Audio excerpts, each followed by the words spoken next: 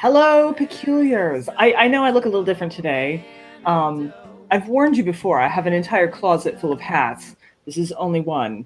So today I decided to come ready with my safari gear, just in case there were like, I don't know, animal incidents that we needed to handle. So I'm very excited to be here, and you all know why, because it's Mary Roach, and she's going to be talking about fuzz. But tonight, we're also previewing a few new things that are going to be coming online for season 2, including what I like to think of as our special sponsors. And so tonight, I'd like to introduce one of our special sponsors. So this show is brought to you by. Are you a member of the animal kingdom being accused of a crime you didn't commit?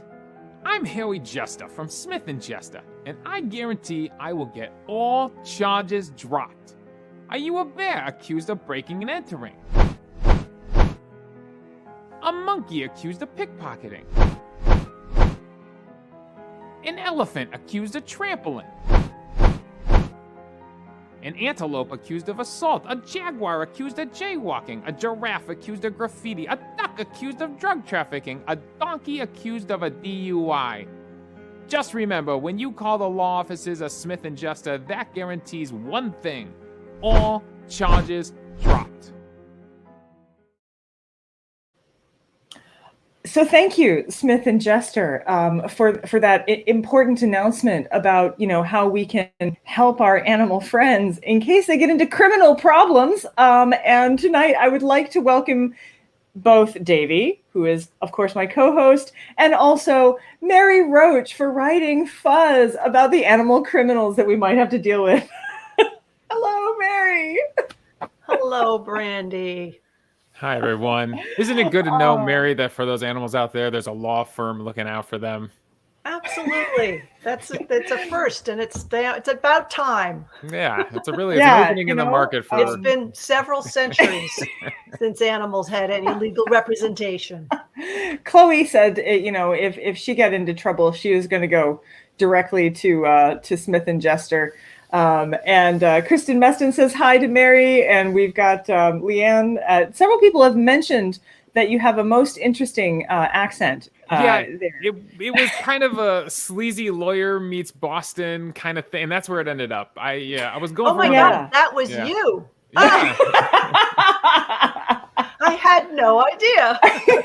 It was a little bit like watching Daniel Craig do the kind of, Kentucky Fried Chicken accent on Knives Out. Yeah, but yes, so that was one. So one of the new features we're going to have is that there will be sponsors for our shows, and the sponsors will always be deeply intriguing and I think extremely entertaining to watch for all of you. There will be another special feature that will be coming on later today, but I don't want to give it away. So just hang out. Something else is coming later on. And we'll talk a little bit more about the special features of season 2 later on. I'm very excited. We have also Jennifer Piercing. Hi, Mary. I'm the one who got your awesome GI system art in Gulp. So she's one of the winners that we had there. Oh, right. And right. I was like, what? Mike Green. Yeah. Every topic Mary Roach touches become more interesting and both funnier and more poignant at the same time, which I completely agree. Oh, thank you. I think in general, this book has astonished me, Mary. I've come to understand that I never know what to expect from your work. I don't either. And yet I didn't know what to expect from this one in a bigger way than usual. Yeah, I think you're not alone. I think you're not alone. It's not like the title and the subtitle really make it clear. Yeah. It was really, really good. I loved it. And I think I agree. I agree with Sarah. I've been looking forward to this forever. I listened to this on tape. And just for all of you who don't know, Mary reads the book. So if you haven't gotten the audiobook, it's worth getting. It's worth getting to hear Mary's voice telling you about things like bears breaking and entering and tigers and things. So I really think that it's, go get it. You can get the signed copies from Loganberry Books still. It makes a great gift for the holidays, but also the audiobook. I mean, Mary, I know it's a ton of work to do audiobooks. It's got to be incredibly time intensive, but you are fantastic at it. Oh, thanks. Yeah, it's the first one I've done. I've done I mean, there's been an audiobook for all of them, and I kind of until now thought, well, it's probably better to let professional actors do it. But so many people complain that it just doesn't sound like me in their head. So I did it. It was actually it's kind of fun. I think they need to. I've suggested to them that they include bloopers, outtakes, because we got kind of silly. Because after a while, there's certain sentences and words that you cannot get right, and the longer you try, the worse you get. So I think next time I'm going to insist that they do a bloopers reel. I watched a nature program that was done by Benedict Cumberbatch where he kept pronouncing penguins as pengwangs. And really? Yeah, pengwangs. You could look it up. It's BBC. Is that and the UK? That's not it. We have a UK. No, here. he just got it mixed up somehow. And what was really interesting is later in interviews, he was like, I was not the only person in the room. Like anyone could have corrected me at any moment, but they just let me go with penguins. So I kind of understand penguins. Yeah. When I was a kid, I wrote the very first book I ever wrote when I was like in second grade. It's supposed to be called The Book of Penguins, and it was mostly drawn in magic markers. And there are a few words, but the cover, it says The Book of Peguins, because I left the N out. So I had my own special pronunciation as well as Benedict. I did get. I actually got a request from Mike Breen. We're all fascinated with this one. Could you please pronounce MUSTH for us? It's a difficult one. It is. Okay, ready? Must. Is everyone practicing this? I hope you guys are practicing this at home. Must. I have no idea if I'm pronouncing it right. You didn't say I had to pronounce it right. You just said that's to true. We just said to pronounce it, and we're totally fine with it. I have to tell you, so tonight's drink was actually a really interesting one. In the sense that I was really excited about it, but then I forgot to have anybody name it.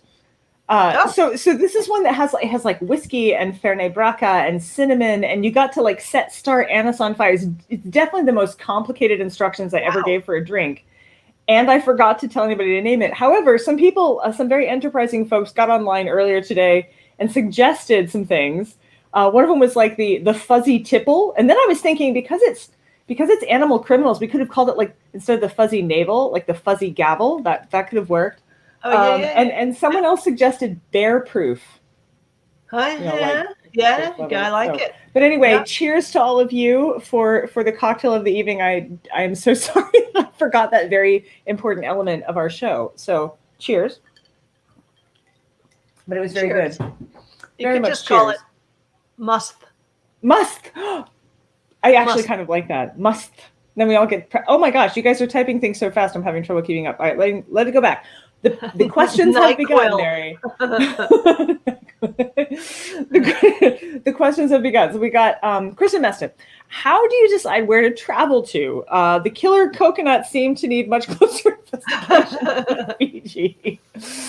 Yeah, I agree. I decide that by first of all figuring out where something appropriate is happening, but also what would be most fun for the author. Yeah. And where have I not been? Like the Vatican doesn't necessarily scream hotbed of human wildlife conflict, but I've never been to Vatican City, and it's intriguing and weird. And I thought, let me see what's going on. Let's see what's going on at the Vatican. And I found the gulls and took it from there. So I like it. And sometimes if I'm going somewhere for something else, like I was doing an event in New Zealand and so I sort of looked around there figuring I'm going to be there for a little, why not stay a little longer? So it's a very fun part of the process, trying to find, just sort of trying to. That is awesome. Yeah. I did get to go to Moscow that way with my last book, so I kind of understand. But I keep thinking I need to pick better, none of my books ever happen on beautiful islands anywhere for some reason. And I need to think about that harder. Nothing happens on a beautiful island. But any excuse to go poke around in Moscow is way more interesting. Daniel Goldstein says he loves, of course we all love all of your work, Mary, but he also talks about just the wordplay, and you are fantastic at this, the puns I mean, wow, it's so good. And also Sarah jumps in here to be like, yes, the puns are golden. The puns, I really just use them in the chapter titles. Yes, they're very good. I actually don't like puns outside of that use. Like just in the text, I don't. But for a chapter title, I can't resist. It's very fun. Yeah, it is. It's too good. It's too good. Yeah. Let's see here. We've got some other questions coming in. I just want to make sure I'm catching them. Some people, so besides NyQuil, which is what Susan Ballinger said she's having, Mary Bowers says she's got Merlot out of a box. Don't knock it. I've had it. It's not bad. Hi, Mary. And Kristen Messon saying the Vatican part was actually really interesting with the sort of moral dimension. Did you want to say more about that? Because I thought that was pretty interesting. Well, it was. I have to admit that I had this really naive thought that maybe while I was there reporting on the gulls, I could also maybe talk to the Pope.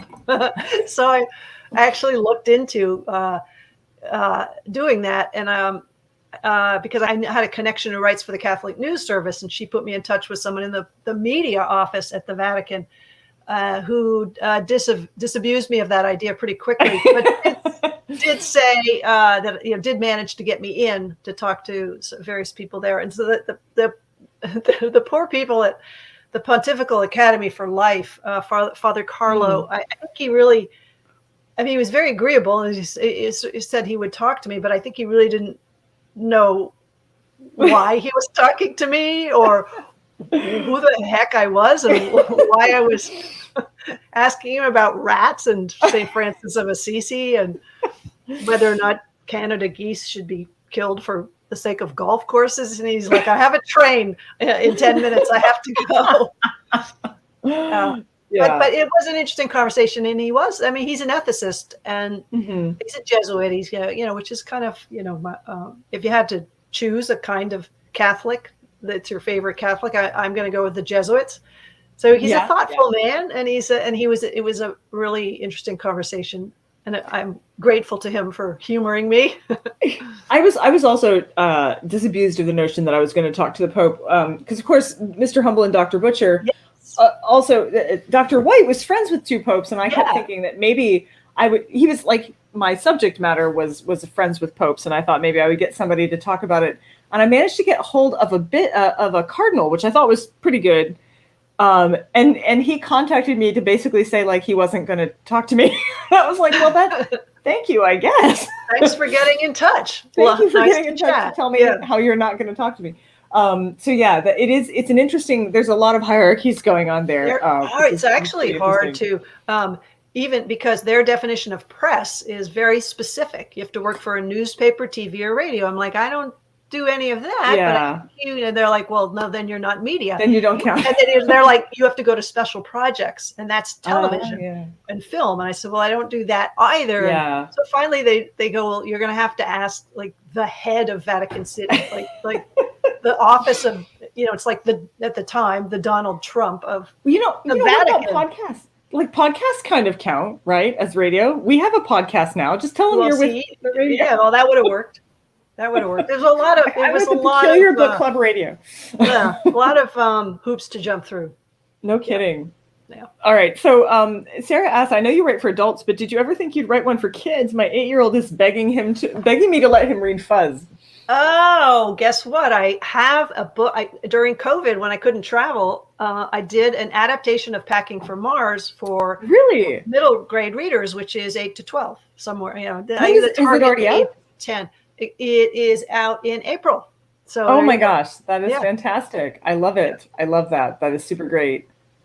How does that come? Tell me, Leanne. Great question. I'll tell you how that came about. Was, my publisher, W.W. Norton, did not used to have a young readers division, and now they do. And so they brought it up. And I suggest, Packing for Mars was an obvious choice. Bonk I think was so. not going to be an obvious choice. And Stiff is probably a little bit edgy. But Yeah. anyway, Peggy for Mars was perfect for that age group. That's great. I just did the adaptation, and it was fun. You know, since you mentioned bonk, so speaking of bonk, we did get a bonk question. I also saw this documentary. Before we get too deep into Fuzz, can Mary comment on sex in an MRI? I can't imagine my spouse agreeing to that. I do believe your spouse must be He's an a very accommodating good human. sport. Yeah, he's a very good sport. But actually, it wasn't an MRI because the two of us would never fit inside an MRI. The people who did that famous MRI study were Dutch acrobats, and they were tiny little people. They were skinny little people, and they squeezed in. The guy kept losing his boner, and they basically set it aside until the invention of Viagra, or the discovery of Viagra, enabled them to actually do that. Oh, study. wow. So I did not ever get inside an MRI with my husband. It was an ultrasound, which to my mind is even more awkward because at least in an MRI tube, you have privacy. With an ultrasound, they're holding the wand like to my belly, essentially. So you're, I'll let you, your imagination fill in the rest. But the guy's right there. The guy is there. So, yeah, Ed was a very good sport. He got a trip to London out of it. Yeah. Yeah. Did you tell, like, was it like, hey, honey, do you want a trip to London? Yes. That was exactly right. I said, you know how you say you haven't been to London in like 20 years? Let's go. We'll go to the West End. We'll see some plays. Jeremy Irons is in something right now. We'll get tickets. We'll eat out. It'll be great. We have to have sex in front of a guy with an ultrasound. Yes, I appreciate. There are many things I appreciate about you, Mary, and there's many ways in which I feel like we're kindred spirits. And for weird reasons, this is one. Not because I've had sex inside of an MRI or in an ultrasound, but I feel like I have coerced Mark into doing a lot of strange trips with me, including like Paris catacombs and other stuff. And he's a good sport too. We didn't have sex down there, though. I think that would be unhygienic, probably. Yeah, maybe. Okay, so let's see that the MRI and that seems to have stopped questions, strangely, apart from the fact that people are saying this is the greatest story they have ever heard. So you guys, percolate on your questions. We will queue those back up. I did see some comments that happened much earlier, which I missed, but I'd like to return to because I agree with them. These kind of blew my mind as well. One of the strangest things about your book were basically, I didn't expect the trees, says Susan Ballinger. And, and Mary Bowers follows this with the trees were a fun surprise and, killer trees. And as a result, one of the things we thought we would do is create a public service announcement about dangerous plants.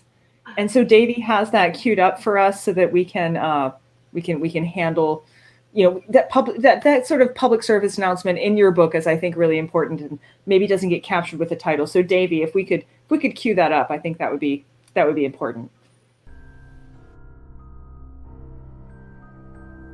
Hello, Peculiars. I'm Fingerguns. And I'm Lady Paws.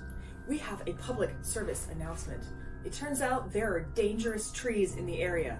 They roam in packs called forests. Like Forrest Gump? Not exactly. Like Justin Timberlake? Ooh. You have to be warned, though. Danger trees can hurt you. They can tear you limb from limb. We ought not bow to their authority. In truth, the trees can fall right on your head. They just commit suicide right on top of you. This is true. The people who are in charge are called falling supervisors. Do you want to be a falling supervisor? Aren't all supervisors falling? I heard there are many branches of their society. The worst offenders are the conifers. I hear they share needles. That was good. When did that get there? I don't know. Huh? Oh, we might be being surrounded by dangerous plants. Is this a grove or a forest? I'm not sure. We should leave. You're right.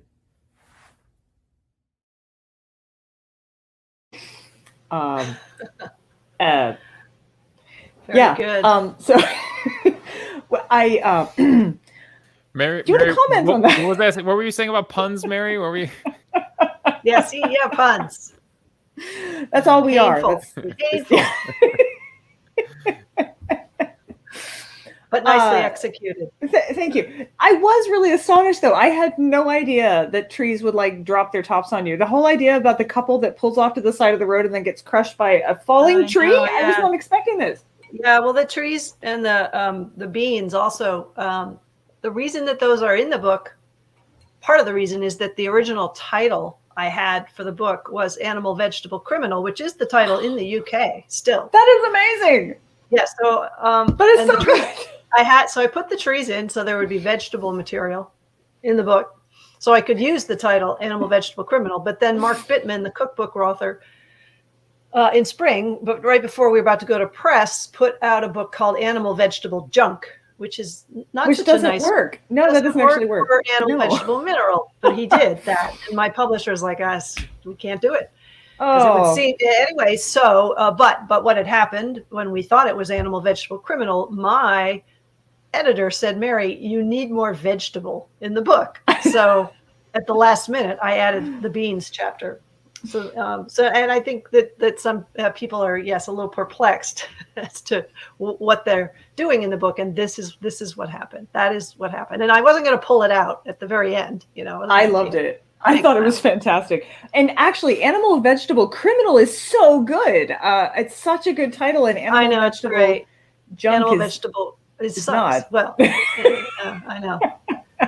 Yeah. I'm deeply impressed with the trees though. Oh, good. Mary Bauer says, I just joined this a couple of weeks ago and I love this so much. Oh, good. Yeah, good. We're a strange group. It's welcome, says Mary. Says Jennifer. Come join us. There's so many Marys. Sorry, I'm over marrying myself. Did you see that book? There's a book that just came out about vermin and specifically like lice and how. I saw the article about Is that it. the under the skin one or? No, it was just about how picking lice from your family members was up until some, I don't know when point, a normal activity. And I don't know what else is in the vermin book, but I thought that is a book for the Peculiar Book Club. You know what? Somebody actually contacted me. Somebody contacted me about it very recently and was like, have you? No, wait, maybe it was you. Was it you? You were like, yeah. Oh, yeah. I already contacted them. I was like, hey, hi. Oh. They're not on Twitter. I had to send them an actual email, which I know confuses me. Yeah. I was Did they write back? Not yet, but I was sort of like, hi, I'm a person, I'm real. I think it's was it a university press book, maybe Chicago University? It was. Yeah, I think it was. But that was super cool. I did see a question about who had the tiger question. Davey, did you find the tiger? There was a tiger question. The tiger penis question. I'm glad somebody asked that. Yeah, where I saw it, I don't remember who asked. Davey, if you can find it. There it is. An XXX from an XXX. I suppose that it's easier to ask the tiger's spouse, probably, than. Yeah, but you can ask me because I am now an expert. It's very easy. Tell us. It's very easy to tell fake tiger penis, counterfeit tiger penis versus real tiger penis. Tiger penis is dried tiger penis is sold as medicinal. A traditional medicinal for do you tell virility. Me what is it? Okay, I was going to say, what is this tree? Erectile dysfunction. It's supposed to, the power, the potency of the tiger, as it were. Where if you eat a soup made with tiger penis, you will, take in some of that virility. That is the thinking.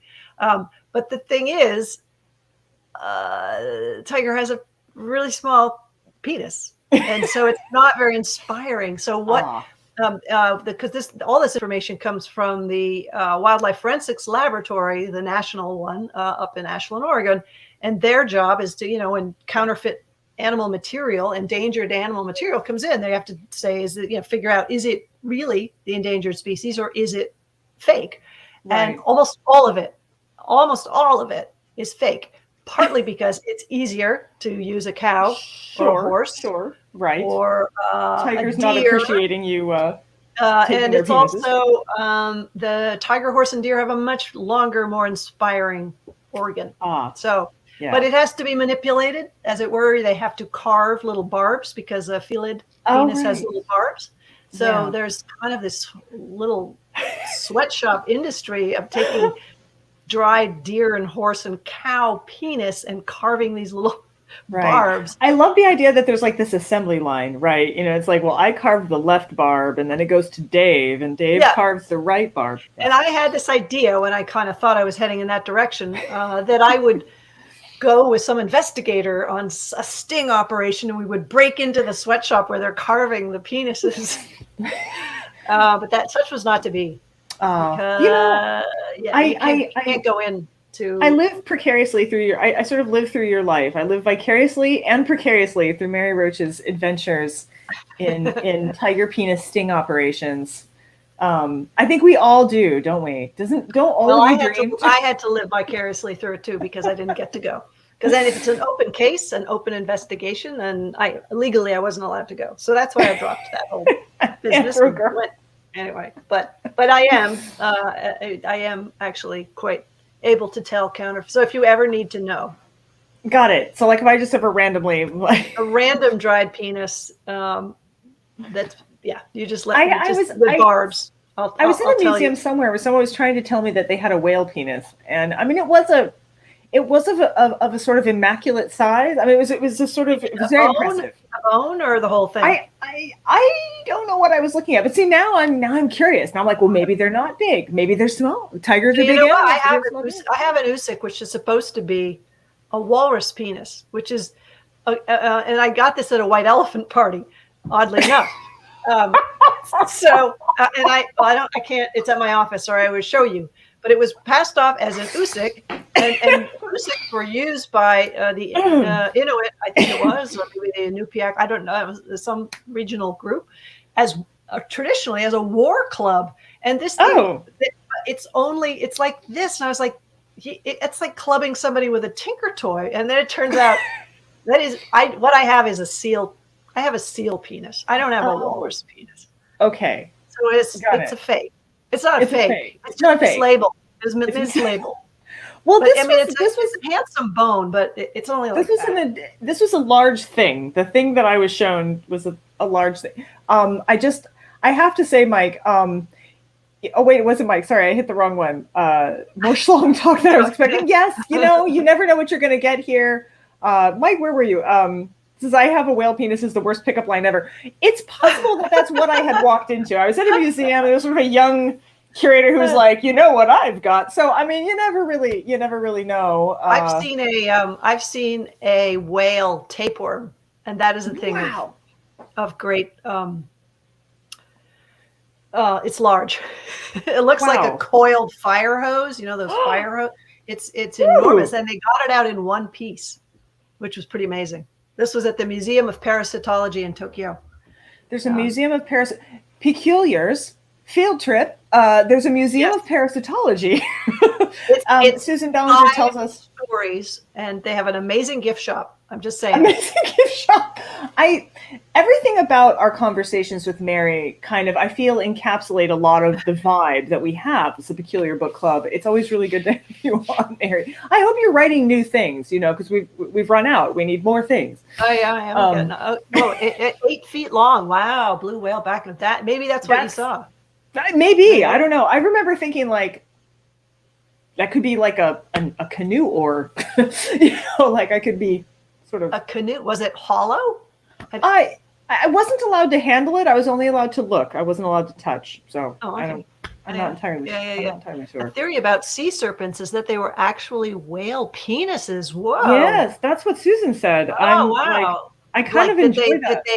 Like the whale died and it in decomposing, the penis came off and floated around. Is that that's a really good idea. I don't know. Or does it just, one just got off and got loose? Had a mind of its own? I don't know. I mean, I don't know, but I could imagine that be frightening and kind of nightmarish. I'm surprised there aren't more origin myths around that, actually. But I did have a question about castor beans. Myself. Yes. So I was running on the treadmill. So one of the things that I recommended just now that everybody get your audiobook, and I do think your audiobooks are amazing and totally worth getting. I will also warn people that sometimes it results in you falling off the treadmill and hitting the wall in the basement. So the line that caused this problem most recently was 3 years in prison for possession of a laxative with intent to kill. I think that was the sentence. Yeah, the poor guy. So maybe you can tell us a little bit more. Oh yeah, well, okay. It has. This is a chapter that has to do with killer beans and castor bean, which in fact is a spurge, not a legume, but it looks like a bean, and people call it castor bean, so I don't care. Anyway, so the castor bean from which we get ricin, if we have a degree in chemistry and know what we're doing. Anyway, if you just have castor oil, if you separate the oil from the bean, you don't get any ricin. The ricin stays in the mash, the bean mash. But this was not known by this guy whose name I'm forgetting, although it's in my own book, who wanted to kill we'll this. Call him Tom for now. Tom. Just Tom. He owed money to this drug dealer, and he had this idea that he was going to poison him. And so he went to Albertsons and he bought a quantity of castor oil, not knowing that in fact castor oil basically would just give someone some diarrhea at the very worst. Anyway, yeah. So, but what happened is his roommate heard that he was going to try to turn it into ricin somehow, and the roommate around that time got the flu, went to the emergency room because he believed he had touched something and gotten ricin poisoning. And when he mentioned ricin in the emergency room, they had to call in, of course, the feds. The feds show up, arrest the guy with the castor oil. Basically, he ended up doing time for possession of a laxative with an intent to kill.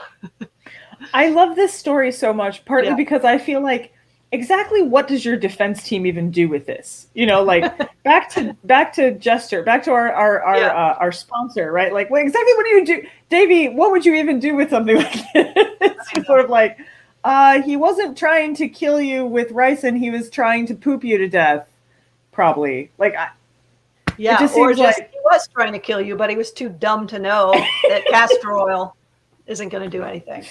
I was trying to stab you with this plastic fork, but I really meant for you to die. Yeah. So I'm not the only one who got a good laugh out of parts of the book. I see Kristen Meston was talking about the line, "Dear don't read," obviously, and that she was that you do this kind of like I've seen comedians do this on stage where they sort of drop something and then keep. Eddie Izzard is brilliant at this. Keep going, and you're sort of like, wait, what? I missed a thing. I had a thing from there was the line that cracked me at I think there's like one line per book that cracks me up. And in Bonk, I had a chapter that had to do with erectile dysfunction, AIDS. And I was in a Chinatown shop where, it wasn't in Chinatown. I'm sorry, I was in Taiwan. And the guy who owned the medicinal shop was showing us Dear Penis. And he kept talking, the guy kept talking about my escort, the researcher kept talking about Dear Penis. But the way he said it, it sounded like the opening to a letter. Dear Penis. And he just said it so often. Dear Penis. That just cracked me up. I haven't heard from you in such a long time. Dear Penis. That reminds me of those Dear Kitten commercials, but like I just envision with the same voice, but like a very different kind of montage, really, you know. So I have to ask you, elephants. I was very impressed by I know it's an early chapter, and I was very impressed by the elephants drinking a lot of hooch idea, because for one thing, something that weighs several tons and drinks a lot of hooch and will break down walls made me just think of like a football club. But also I thought of additional puns, like that's why they check your trunk at the border. But I have to ask, I find elephants large and terrifying, but it doesn't sound like you were really frightened of them at all. No, I wasn't, because I grew up, Babar was one of my favorite books as a kid. And plus Dumbo, I mean, they're like goofy, happy. I mean, Babar wears spats and a suit. And suspenders as well. How dangerous can he be? So I didn't think of them. I didn't think of them as dangerous at all. And I wanted immediately when I got to the village where we were staying, there was an elephant crossing sign right on the road about 30 feet down the road. And I was like, that's the first place I want to go and just hang out and see the elephant. And the researchers are like, be very careful. We're going with you. And then we were there about 10 minutes. And I was going to say, it doesn't sound like you were there. Like, we're done with this. Now. Yeah. But 500 people a year. But I did feel like you got across. I mean, I was very impressed by the way. I mean, I could, even though that's true, and I understood.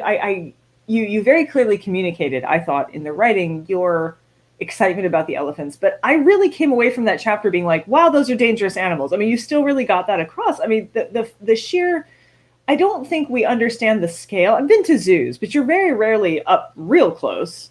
And just the sheer scale and the weight. And I was really impressed by you did some really nice analogies and metaphors and kind of like just the sizing of the animal, which I was like, wow, that is a lot of beast. Yeah, I mean, the problem is that they come through. They're in groups. They're a social animal. And they travel in groups, and they come through a village. And if somebody's got crops, that's pretty tempting for them. And and of course, the people who live right by the crops, whose livelihood depends on these crops, get upset. And it's often nighttime when this happens. So you have people running out with sometimes fire and firecrackers and loud noises and shouting, and then the herd kind of breaks apart, and that makes them sort of panic. And so they're running in various directions. The people are running in various directions. People are shouting, and people get trampled. Right. So and of course, it's not like the elephants are stalking people or eating them. It's not like that. It's just a conflict scenario, and there are ways to prevent that and ways to handle that situation that are safer for everybody. So that's it was also fascinating because they're so intelligent. Like you were talking about how they figure out weak spots in fences, and they figure out how to knock over electric lines, and they're dangerous when they're in musta. The musta. The males. The males. The males can be dangerous, right? And I mean, granted that's a lot of testosterone running around in a single animal's body, but I all of that was just, I don't think I've had that kind of nuance delivered to me generally. You kind of get sides, but you don't. Right. What I thought was similarly, you brought that kind of nuance, and I'm dying to know. Nobody has typed a monkey question yet. I hope you guys are just holding on to them because I want to hear the monkey questions. I wrote a whole book about I wrote a whole book about monkey head transplants, so I learned a lot about macaques, and so I have a general understanding, but these things get into everything, and they have opposable thumbs, and they have fingers, and they're smart. And I also fell off the treadmill in the scene where the guy was like, no, they just throw stuff on the ground because they want to upset you. Like the gentleman that you were talking to was like, no, they threw the rice cooker on the ground just because. Yeah. I loved that chapter. I loved the monkey chapter. And so I'm dying to know. You guys type your questions. Mary, I hope that you'll be ready to share some answers with that. But while we're waiting for them to type the questions, I would like for Davey to hop on here and to do his very exciting Fuzz quiz. Mary, if you remember from our first episode, we do a quiz for our authors. And, yes. Okay. It's been a while since I've looked at this book. Well, not that long. A month. I will tell you that the quiz has nothing to do with the book. Okay, good. I was looking throughout pop culture and trying to think where, what would tie in, what would fit. And to be honest, I actually been looking up some movies, and it was hard to find. Like most movies were about humans' cruelty to animals. There were a few though. Obviously, when you're talking birds, I think Alfred Hitchcock nailed that. For monkey stealing, there was one from 1994 called Monkey Trouble, which is like the perfect kids, just watching the trailer, like the perfect kids 90s movie about a monkey and a little girl that become friends.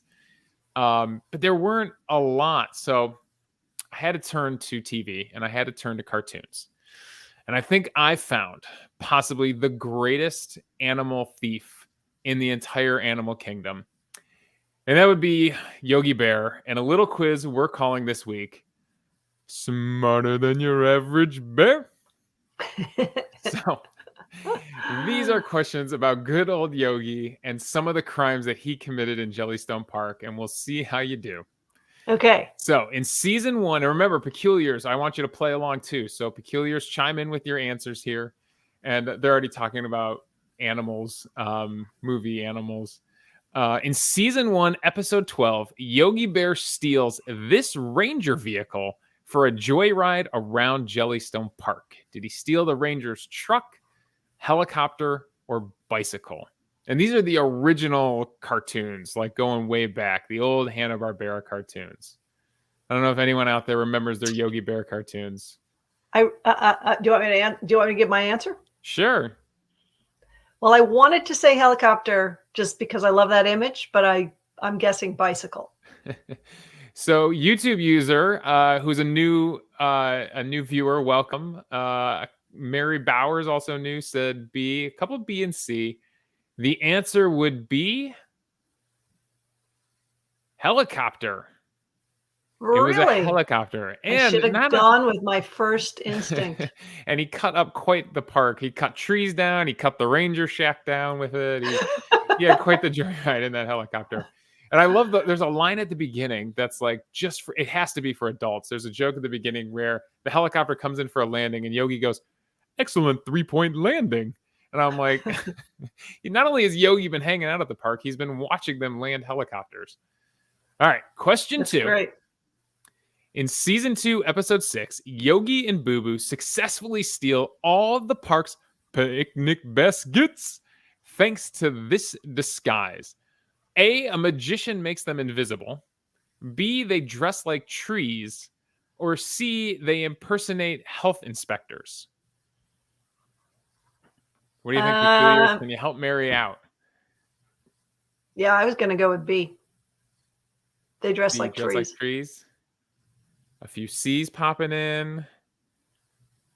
What do you think? Well, Hanna-Barbera style. What would they go with? Trees? The answer is a magician makes them invisible. Yep, a magician. Whoa, that would have been my last visiting Jellystone Park. Whoa. They tried impersonating health inspectors at the beginning of the episode, and it didn't work. They got, I think, a frying pan to the head from an old lady who was very upset with them. Oh my God, this makes me want to go watch Yogi Bear. I will tell you, if you have small kids or grandkids, put this on, they will be set. It still holds up. Where did you find these? On YouTube? HBO. HBO Max has them all. Yeah, they have the cartoon. All right, question 3 for Mary. Let's see how she does here. In season 3, episode 4, Yogi proves bears can be good. So a little bit of a twist on Yogi Bear. He does something good. He does this for Ranger Smith's birthday. And for those of you who remember Ranger Rick, it was Ranger Smith in the original cartoon. So what do you think he did for his birthday? Did he get the park chef to bake a cake? Did he encourage park guests to donate food? Or did he sing for He's a Jolly Good Fellow? Because I'm guessing there was probably a copyright on Happy Birthday. Oh, wow. What do you think, Peculiars? Brandy said A with a question mark. I'm going to go with C. For no real reason at all. All right. C, singing for He's a Jolly Good Fellow. Well, I got to tell you, Mary, this is the first time I've done this. It was a trick question. The answer was D, all of the above. That's how good of a guy Yogi Bear is. In his heart, he baked him a cake and everybody got that the right. guests to donate food, and he sang for He's a Jolly Good Fellow. I'm sorry. I threw a trick question in finally at the end of season 1. It was a good job. It was a good effort. What do you think, Brandy? I thought that was very I was just typing snort. That's cheating. Someone says that's cheating. I got too clever for myself on that last one. Every once in a while, I release the evil laugh. I try not to do that when there's actual people. Like, not only was it fun to watch those cartoons, but I got to work on my Yogi Bear impression, which I've been doing for a while.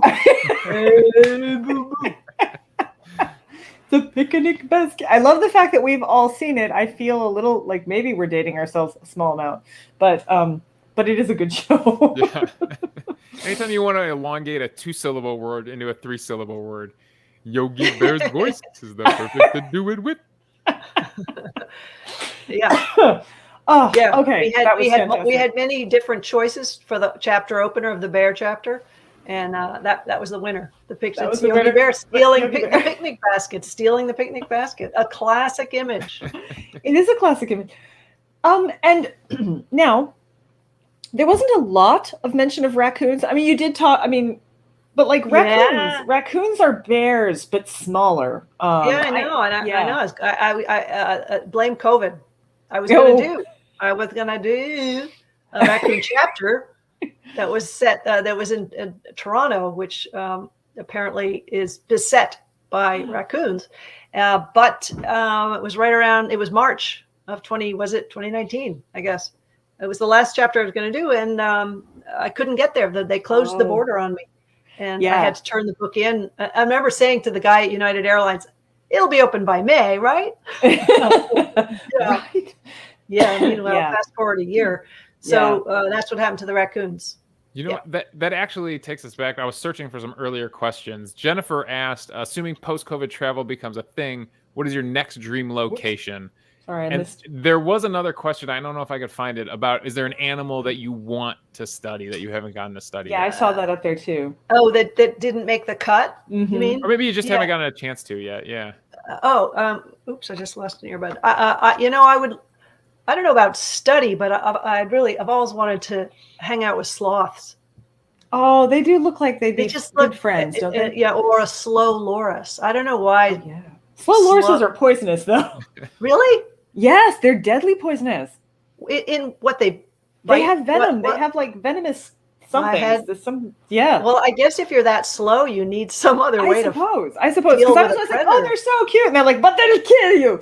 So I had no idea. I used to work at the San Francisco Zoo, and we had slow lorises. I hope I'm not wrong about this, but I'm pretty sure they're the venomous ones. I didn't know that. It makes sense if they're they would need some kind of protection. Yeah. Well, so the reason I asked about raccoons basically is, so I had a pet raccoon.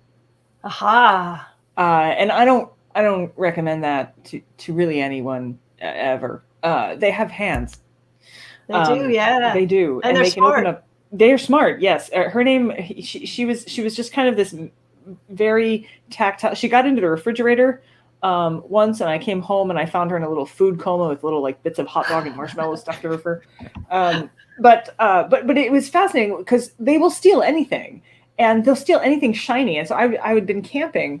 This was not my raccoon. These were wild raccoons. And they kept breaking into our tent and like stealing food. And I was thinking about the Yogi Bear because I was a kid at the time. I was thinking about it was like Yogi Bear, but smaller. And they stole a big vat of Crisco. Yeah. And then we didn't see them for a few days. So I felt like the castor bean story and the raccoon story and the bear story all kind of came together in that particular. Yeah, the researcher that I spent time with in Aspen, we were in the back alley behind these restaurants, and he showed me, restaurants that fry things. They have this giant. It's the size of a drinking fountain, and that's where they dump the used oil, and it's not covered. And the bears would just come up and use it basically as a drinking fountain. It's like a concentrated calorie source. Yeah, it is. But it will also lubricate you a lot. I'm sure. This really fat called Jabba. He ate grapes by peeling the skins off Earth with his little fingers. Someone just asked how I ended up with a raccoon. Its mother was hit by a car, and my father owned raccoon hunting dogs, and they thought, well, he hunts them, he must know what to do with them. So they brought him this tiny infant raccoon, and my dad just kind of went, here. So I bottle fed and raised this thing, and I reintroduced it to the wild, but not before it completely destroyed my house. I was going to say, that probably worked out well for about a month. Yeah. Sarah says, I looked it up. Slow lores secrete oil from their armpits, lick it up, and mixes with their saliva to make a flesh-rotting venom. Ha! I was right. Yeah. But all of that is done very slowly. Slowly. They slowly, the armpit, and by that time, the enemy is taken off. Yeah. Yeah. 2 yards away. I'll get you. Get It'd be like a you. very slow Freddy Krueger movie, right? Like, Sarah, Mary Berris, Sarah, that's worse but somehow better. The slow lore is just having a venom injector somewhere. Yeah. Wow. Yeah. So that's a anyway. great fact. I had no idea. So monkeys. I would like to have a venom device in my armpit because nobody expects that. No, it's like you reach for your armpit. You're like, I'm just scratching. It's like the Spanish Inquisition, right? Nobody expects that. Nobody expects the armpit venom injector. Jennifer Roberts suggests that Slow Loris Zombies is going to be like her next Halloween costume. But back to monkeys. I got to talk about monkeys because I find monkeys kind of terrifying. It's the uncanny valley thing, I think. So you got robbed on purpose by some macaques. I was asking for it. I was what's definitely the feeling? Like, how's it feel? I mean, does it feel like a threat, or it was kind of like it's a macaque. It's not a huge animal, but nonetheless, they can be pretty fierce. So I'm walking up this trail where they're known to be many macaques, and I have a bag full of bananas. So I'm asking for it for sure. But I'm just walking along. I'm not holding it out. But and I saw this monkey step into the path, like just sort of eyeing each other. Sort of like. And I was a little nervous because I don't know if he's going to like tackle me. They can be like, they'll come up and like turn your pockets inside out. That's what one of the researchers told me. They'll definitely get up in your face if they want something. But I'm just looking at this one, and then the other one just darts out and grabs the bag. So it was not like it was more like a purse snatching, as I think I compared it to in the book. It was, so you don't have, there was no time to really be frightened. Right. It was just it was an interesting experience that I was curious about. Now, do you think it was a premeditated approach, or did one monkey just take advantage? See, I don't know if they were working as a team or if they were competing. They had little walkie-talkies. He was like, "All right, Bob, this is Butch and Sundance of the Monkey Kingdom." Yeah. I'm not sure how they were working it. I like to think it was a team, but you know what? Yeah, I don't think so because the monkey who grabbed the bag did not share those bananas. Did not share the bananas. It's possible. So the victor goes the spoils, I guess. Yeah. I was going to ask you, so besides monkeys, has an animal ever committed a crime against you that you didn't put in the book? Like any personal experiences? I was bit by a dog as a kid. I was riding my bike. I mean, that's not a wild animal. It was just we had these neighbors who lived in a trailer house, and they had a very mean white German Shepherd. Something about white, I don't know, all white. Anyway, he got picked on a lot as a child, and so he had to really he became a bully himself. It's a psychology. But so I was riding my bike, which was a Stingray with a banana seat and a sissy bar. I'm riding, it's an uphill ride, and I'm trying to outrun a German Shepherd, which doesn't work. So he just bit my thigh and took off, and jeez, with a little bit of my thigh. Bite and run. It was a bite and run.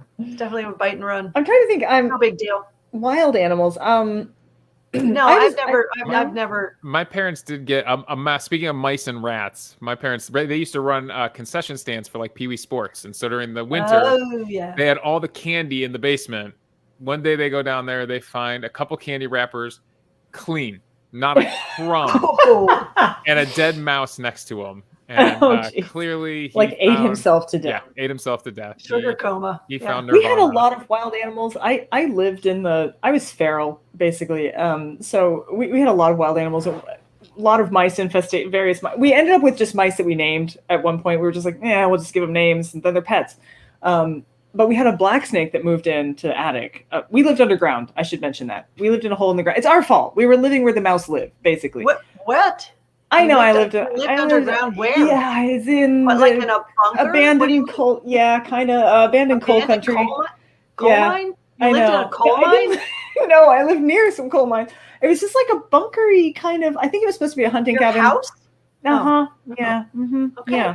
Near a Does this cemetery. explain some things? It does. I live near a cemetery, underground, near a cemetery. Okay. Like my neighbors and I were Yeah. dead and I was alive, but we were both And you underground. had mice. And we had lots of mice, yeah. But they were supposed to be there. Technically, we were the interlopers. So anyway, we had a lot of them, and they ate a lot of things, and you had to watch what you. I know. Yeah, I have to tell you about the dead deer story sometime. But so this black snake moved into the attic, and she took care of the mice problem. But it was a female, a big female rat snake, and she was, they get huge. This is in Ohio. Anyway, so she would have babies every spring. And the babies would somehow end up getting down from they lived in the penthouse, essentially, and we lived underground. And so they would come down through the bathroom. We had cracks in the bathroom wall from the ceiling, and there would just be baby snakes in the bathroom. So you'd go to the bathroom in the middle of the night, and you'd just be like, why is the wall moving? Yeah, and there would just be baby snakes. So I used to catch them and then dangle them over my brother because I thought that was a lot of fun. Wow. Yeah, he's very good with it. He was very good with it because he would just wake up and be like, oh, more snakes. So, we lived with a lot of wild animals, but I never thought of them as like criminals necessarily, even though they stole stuff from us.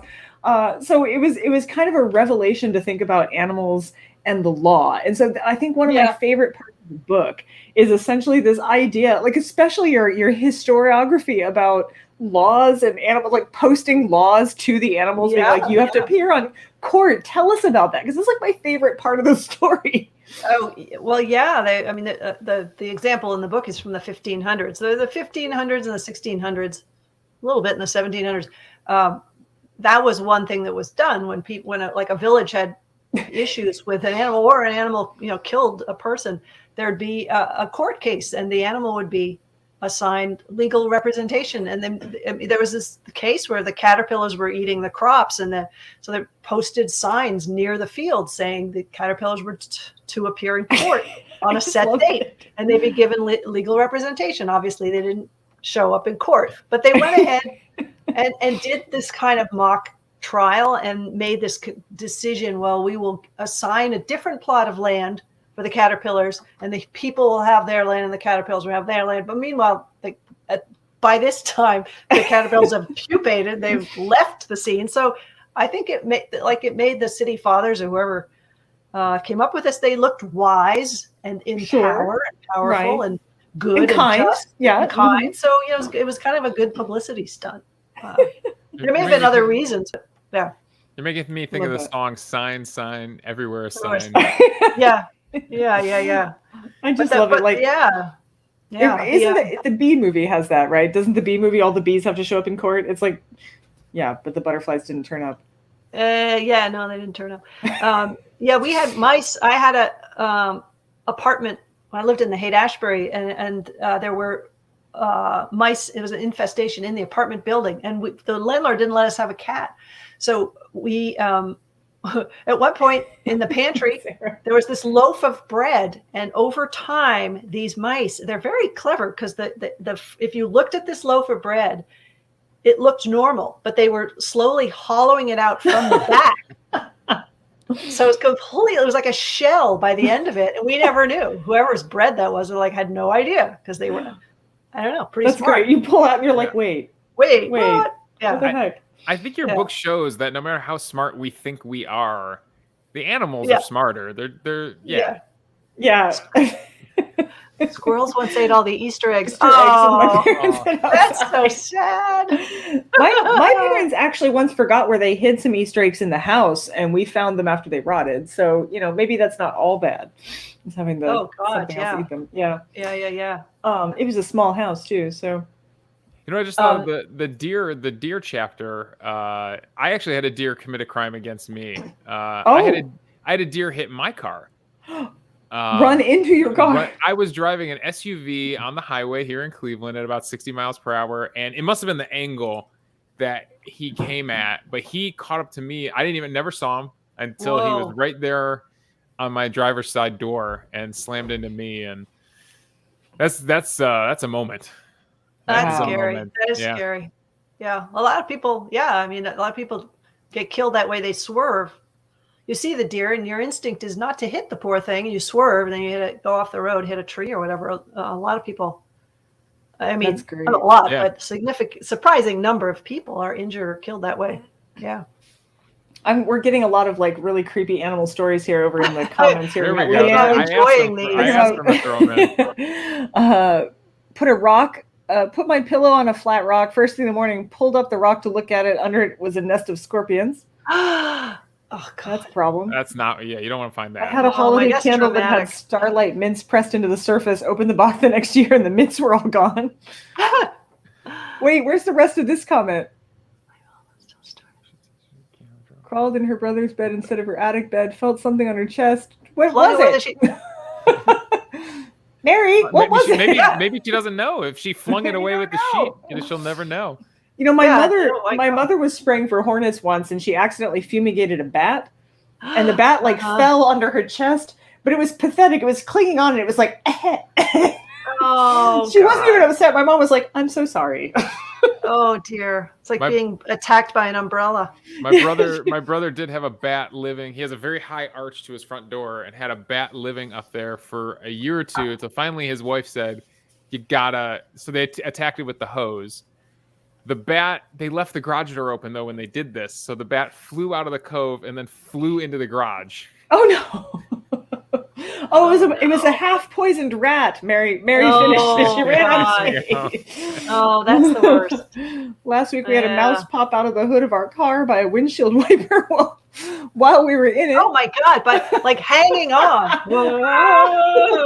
It was like Die Hard, right? Like it was like, Yeah. Gruber mouse. Oh my God! It's a holiday movie, you know. Yeah. I had a bird fly into a bookstore I worked at. Fortunately, one of the patrons was patient enough to shoo it out. Yeah. What do I have to do to have a bat encounter? I became a resident bat rescuer myself, actually. Whenever anyone would have a bat stuck in their house, they would call me when I was in college. We had a lot of bats we had a belfry as well. There were bats there too. And I would go rescue them. But my favorite story was the one that I knocked out of the air because there was a football gentleman. He was going to kill it with a tennis racket. So the bat was flying through the air and I had to rescue it. So I ran up and I was like, smacked it out of the air, grabbed it and threw it outside. I was like, ta-da! Wow, I win. nicely done. And yeah, so anyway, this is the kind of show that you want to come see again and again. Right, guys? This is a peculiar book club show. This is like one of our standard this is the right kind of thing. I have something to show you guys. If you want, we do have a merchandise shop. I got a new website now. So we have a new website. It's easier to find things. The other one was getting a bit crowded. We do have merchandise. This is our book tote. Ta-da! They are full cotton book totes, and they have our logo on them. If you're weird, your family, it says. We also have t-shirts with the same logo. I just got one to Davey. It was the wrong size, so I'll get another one to Davey. We'll keep trying. I was trying. It's true. We have mugs. Those are all in our merchandise shop. And those of you who bought subscriptions, I just sent 2 days ago all of the subscription gifts out except for 5. I'll be resending those soon. And I'm very excited to get those out to you. Maybe, God willing, and the creek don't rise. You might even get them before Christmas. We'll see. Maybe before New Year's. So those are all coming. Subscriptions are still available. And you can still buy them up until January 1st. So if you want to get a subscription to season 2, you still can. And what that gets you, there's 3 levels, and each level has like additional VIP perks. The subscriptions basically help us to pay for the running of the club so that the other shows remain free. And if you sign up, you get things like extra shows, sneak peeks of Lindsay Fitzharris's upcoming book, a book launch with Chuck Wendig for Wayward, free concert with Charming Disaster. And if you're at the top level, you get a writing workshop with myself and another author. So there's a lot of really fun things coming on. Next season, we have some really great authors. We've got Deborah Blum for Poisoner's Handbook. Yay. We have, so many good people. And apparently word has gotten out because now I have authors contacting me and we're starting to build season 3 already. So I'm very excited about that. I did order Christmas ornaments. There is no way they're going to get here in time for you to order them for Christmas, but they're going to be a thing. So at some point there will be Christmas ornaments with our new squid friend on them. Yes, you can still, I just saw Leanne asked, yes, you can still sponsor someone for a subscription as well. It's easier if you just contact me directly by email and we can work it out. We tried to do it away online, Leanne and I, and it was a huge problem. So you can sponsor someone else. Just call me first and we'll figure it out that way. Am I forgetting anything? Are you ever going to do long sleeve t-shirts? You know, we Long-sleeve? might. This was sort of my first go because I was trying to find a really good shop. I like to support independent businesses, and so I had been casting around to find somebody that was indie and relatively local. He's in Michigan, and he's great. He actually does the t-shirts for Charming Disaster as well. Oh, that was the other thing I wanted to say. So in addition to having skits next season and sponsors, we're also going to have live music. There will be at least one song per show, either by Charming Disaster or by a new person who's going to be our peculiar in the field, let's say, who will do a sort of skit song for you that's a little bit more seasonal and related to content. So I'm very excited about what we have to offer you for next year. And I'm just really excited. We have the podcast too. If you are listening to this on the podcast, you can join us for the live show. If you're here in the live show, you can listen to us on the podcast. There will be some additional podcasts going forward too, because we can't get everybody on the program. So some of those will be like completely separate from the show, and you can just hang out and listen to fun stuff. I'm sure I'm forgetting stuff. Davey, did I miss anything? Oh, I think you pretty much got it covered. I think that was a pretty good pitch. Phew. Okay. We have one more episode coming up this season. Yes, we do. Our final episode of the year, and that is Lydia King coming back. For those of you who were here last time, super fun. She did show and tell. I'm hoping she'll do that again. This is all about diseases, which is exactly what you want to learn about at Christmas time, right? Yes. You know. Oh, I should do a show and tell. I have like a little Mary Roach museum of little weird things. Do you? Yeah. Do you have time? Can you show us something right now? No, because it's at my office. Oh, Here I have the 3D you have printed a colon, rectum. we definitely saw I the have rectum. That's Yep, right. we saw The that. 3D printed rectum. That was so awesome. That's All right.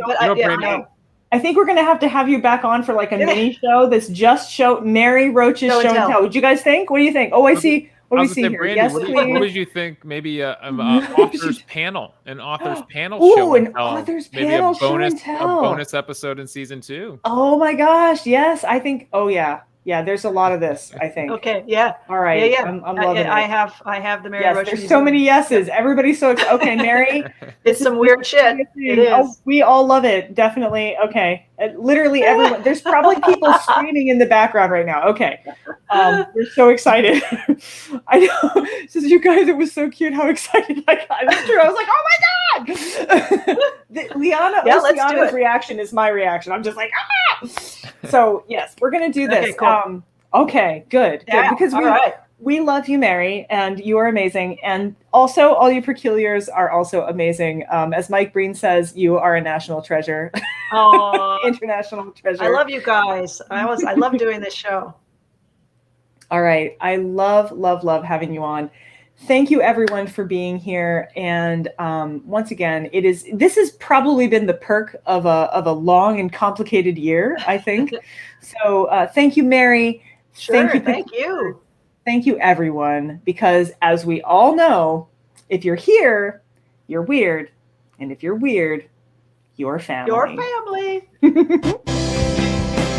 got the blue bottle blues when you wake up in the night. Don't make a big mistake, 'cause you can never make it right. When you reach out for the vial, feel the ridges in the glass. It's a matter of survival, baby. Better watch your back. There is no antidote. There is no antidote. There is no antidote. There is no